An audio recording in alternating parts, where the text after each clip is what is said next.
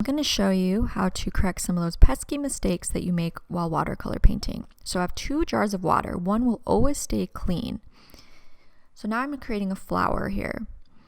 And I'm going to create a mark that I don't want. So that mark right off on the left there, I want to lift it out. So I'm taking a piece of clean paper towel, use the corner with your finger and lift it out, just like that.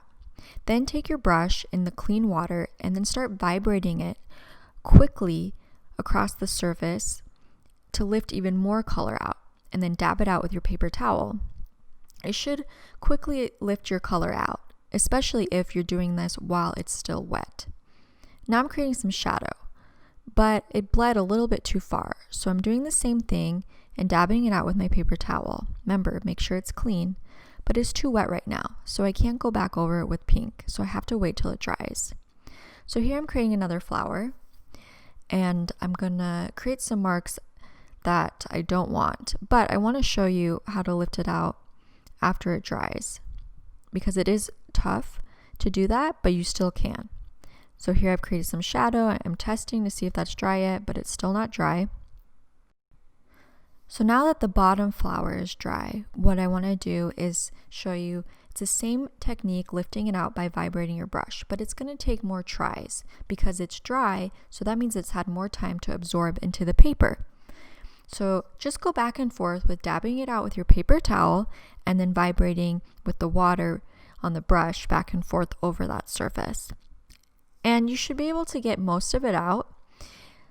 So again, when something is wet and you make a mistake, it is best to try to lift it out while it's still wet before it absorbs into the paper. So here I'm showing you 2 wet blocks that I've created, and then I'm dabbing it out, and you can see how I'm between applying water and then dabbing it out.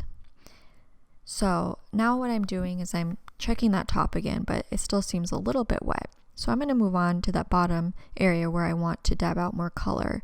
So again, I'm vibrating against the surface here. You can still see a little bit of a stain, and that's because that's the whole thing about it sitting there so long. It had more time to absorb into the paper. And I'm doing the same thing on this block right now, where you can kind of still see a little bit of a stain there because it was sitting there so long. So again, it's best to try to fix your mistake before it dries, but it is still possible to fix it after it dries. Now I'm going back into the top flower and applying that pink to match the rest of the flower, and you can even notice that that blue just bled into it because we got it dabbed out and we're fixing it up. And say you do have a little bit of a stain, you can easily cover it up with something. So if it fits your painting, go ahead and add leaves or another flower or something to go over it, because that stain is very transparent. Now you have another method to add to your watercolor skills.